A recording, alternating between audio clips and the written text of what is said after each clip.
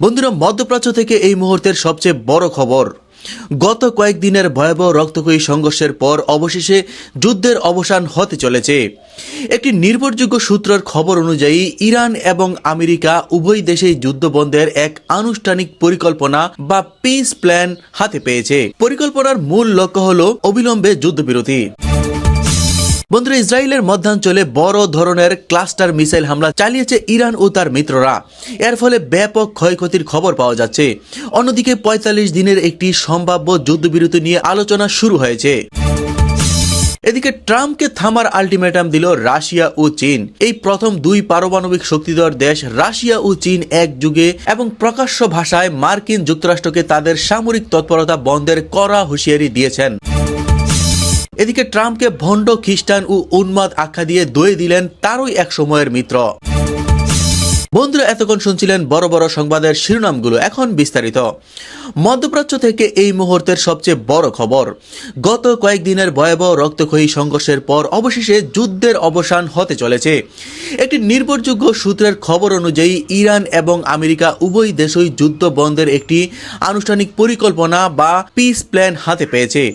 এই পরিকল্পনার মূল লক্ষ্য হল অবিলম্বে যুদ্ধবিরতি। আন্তর্জাতিক সংবাদ সংস্থা রয়টার্সের খবর অনুযায়ী একটি বিশেষ আন্তর্জাতিক মধ্যস্থতাকারী দল, যেখানে পাকিস্তানের প্রস্তাবের কথা আগে শোনা গিয়েছিল, এই শান্তি পরিকল্পনাটি ওয়াশিংটন এবং তেহরানের কাছে পাঠিয়েছে।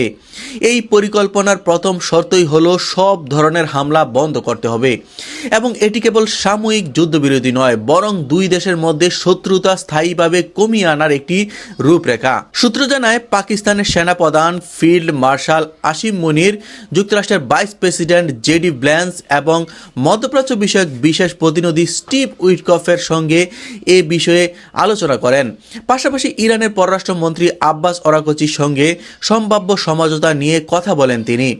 প্রস্তাবিত শান্তি পরিকল্পনায় দুই ধাপের রূপরেখা রয়েছে। প্রথম ধাপে অবিলম্বে যুদ্ধবিরতি কার্যকর করা এবং পরবর্তী ধাপে একটি পূর্ণাঙ্গ চুক্তির মাধ্যমে স্থায়ীভাবে যুদ্ধ বন্ধের কথা বলা হয়েছে। তবে ইরান সাময়িক যুদ্ধবিরতির শর্ত হিসেবে হরমুজ প্রণালী খুলে দেওয়ার প্রস্তাবে আপত্তি জানিয়েছে।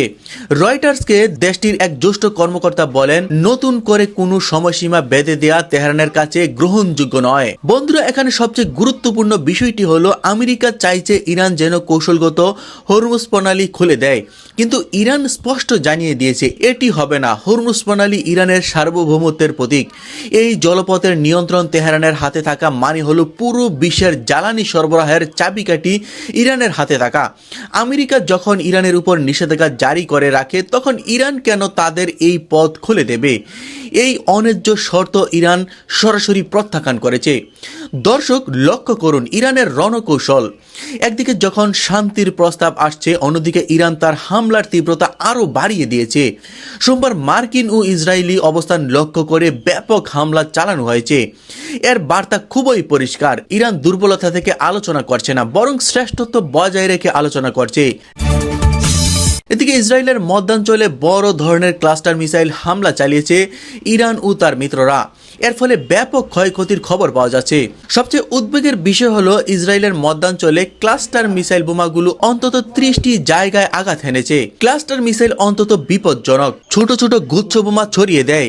এই হামলায় একজন আহত হওয়ার খবর পাওয়া গেছে এবং ব্যাপক সম্পত্তির ক্ষয়ক্ষতির খবর পাওয়া গেছে।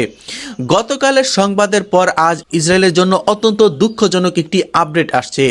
হাইফা শহরে ইরানের মিসাইল হামলায় ধসে পড়ে একটি ভবন। সেখানে 4 জন নিহত হওয়ার খবর স্বীকার করেছে ইসরায়েল। উদ্ধারকারীরা জানিয়েছেন, ধ্বংসস্তূপের নিচ থেকে মোট 4 জনের মরদেহ উদ্ধার করা হয়েছে। এটি ইসরায়েলের সাধারণ মানুষের জন্য চরম আতঙ্ক ও ক্ষোভ সৃষ্টি করেছে। এদিকে কূটনৈতিক মহলে এখন একটি বড় খবর আসছে। 45 দিনের অস্থায়ী যুদ্ধবিরতির প্রস্তাব নিয়ে আলোচনা চলছে।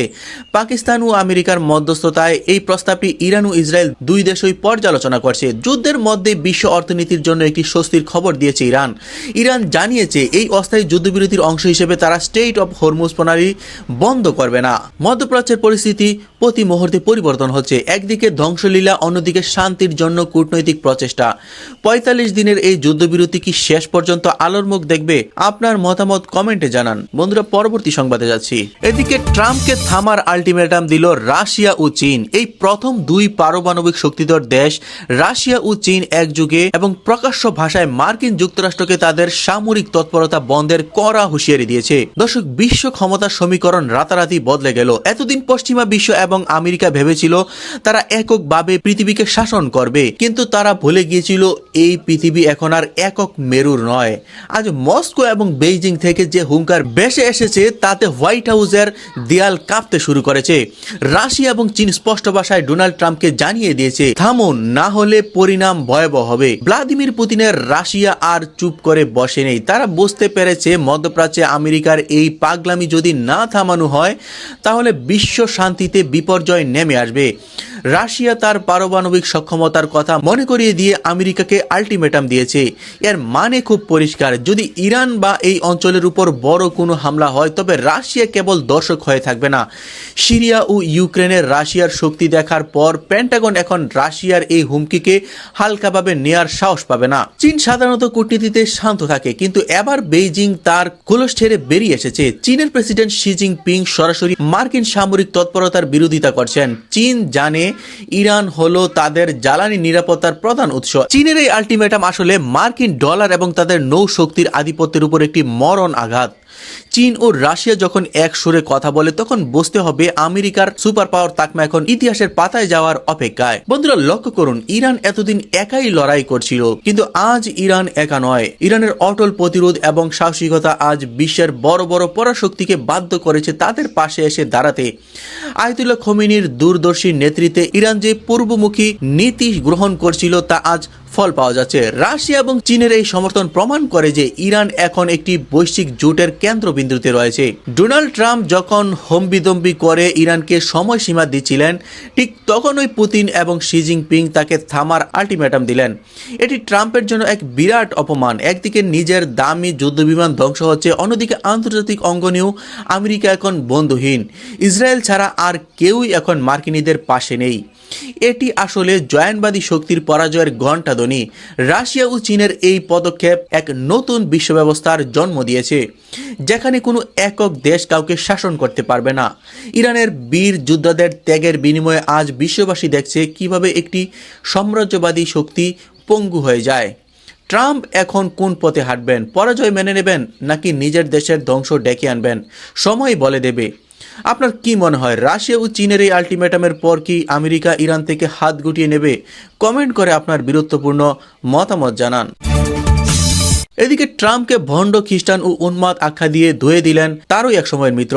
বন্ধুরা, যে ডোনাল্ড ট্রাম্প ইরানকে ধ্বংসের হুমকি দিচ্ছেন তাকে নিয়ে জয়ানবাদীরা স্বপ্ন দেখছে। আজ তার নিজের এক সময়ের ঘনিষ্ঠ মিত্রই তার আসল রূপ ফাঁস করে দিয়েছে। ট্রাম্পকে তিনি কেবল উন্মাদই বলেনি, বরং তাকে একজন ভণ্ড খ্রিস্টান হিসেবে আখ্যা দিয়ে ধুয়ে দিয়েছেন। তো বন্ধুরা, এখন দেখার বিষয় ট্রাম্প আসলে কি করেন। তো বন্ধুরা, আজকের মতো বিদায়, দেখা হবে নতুন ভিডিওতে। সে পর্যন্ত সবাই ভালো থাকবেন, সুস্থ থাকবেন এবং চ্যানেলটি সাবস্ক্রাইব করে পাশে থাকার জন্য অনুরোধ করা হলো। ধন্যবাদ।